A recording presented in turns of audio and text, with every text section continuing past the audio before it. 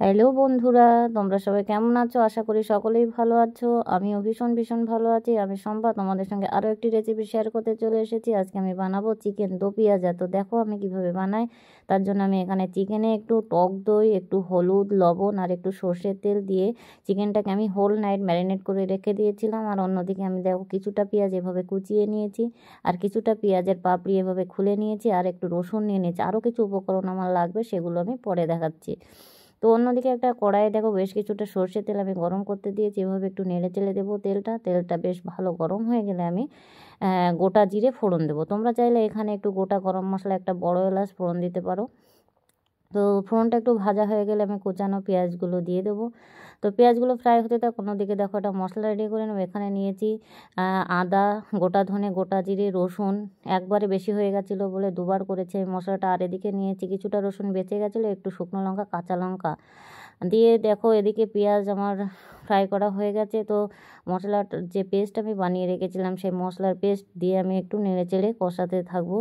তো মশলাটা যেহেতু দুবার করেছিলাম, তো দুবার আমি মশলাটা অ্যাড করলাম।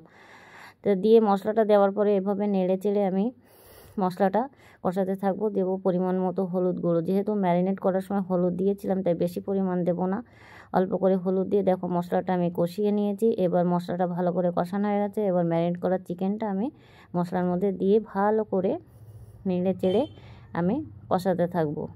তো এভাবে চিকেনটা আমি খুব ভালোভাবে নেড়ে চেড়ে কষাতে থাকবো। এবার দিয়ে দেবো পরিমাণ মতো লবণ। তো লবণটাও কিন্তু আমি ম্যারিনেট করার সময় দিয়েছিলাম, তো সেই বুঝে লবণ কিন্তু আমাকে দিতে হবে।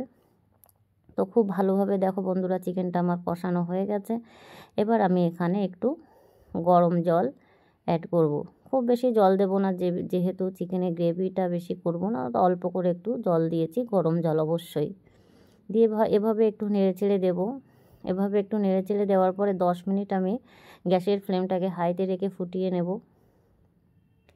তো অন্যদিকে দেখো আর একটা কড়াইয়ে আমি একটু ঘি দিয়ে দিয়েছি, তার মধ্যে দুটো শুকনো লঙ্কা ফোড়ন দিয়ে দিয়েছি, একটু মৌরি ফোড়ন দিয়ে দিয়েছি, আর দেব কয়েকটা চেরা কাঁচা লঙ্কা। তারপরে দেবো যে পেঁয়াজের পাপড়িগুলো খুলে রেখেছিলাম, সেই পেঁয়াজগুলো আমি দিয়ে দেব। দিয়ে এভাবে একটু নেড়ে চেড়ে হালকা ফ্রাই করে নেব। খুব বেশি কিন্তু ফ্রাই করব না, হালকা একটু এভাবে নেড়ে চেড়ে এর মধ্যে দিয়ে দেবো একটু কসুরি মেথি। তো এদিকে দেখো 10 মিনিট ফুটিয়ে নিয়েছি আমি ঝোলটাকে। এবার আমি এই উপকরণগুলো মাংসের মধ্যে অ্যাড করে দেব। দিয়ে একটু ভালো করে নেড়ে চেড়ে আমি গ্যাসের ফ্লেমটাকে লোতে রেখে আরও 10 থেকে 15 মিনিট ঢাকা দিয়ে এটাকে হতে দেব। তো দেখো বন্ধুরা 10 থেকে 15 মিনিট পরে আমি চলে এসেছি। এরকম গ্রেভি রেখেছি আমি, তোমরা তোমাদের পছন্দ মতো রাখবে। এমতো অবস্থায় দিয়ে দিলাম গরম মশলা গুঁড়ো। এখানে তোমরা চাইলে একটু ধনেপাতা কুচি দিতেও পারো। তো বন্ধুরা কেমন হলো ভিডিওটি আমাকে লাইক কমেন্ট করে জানিও।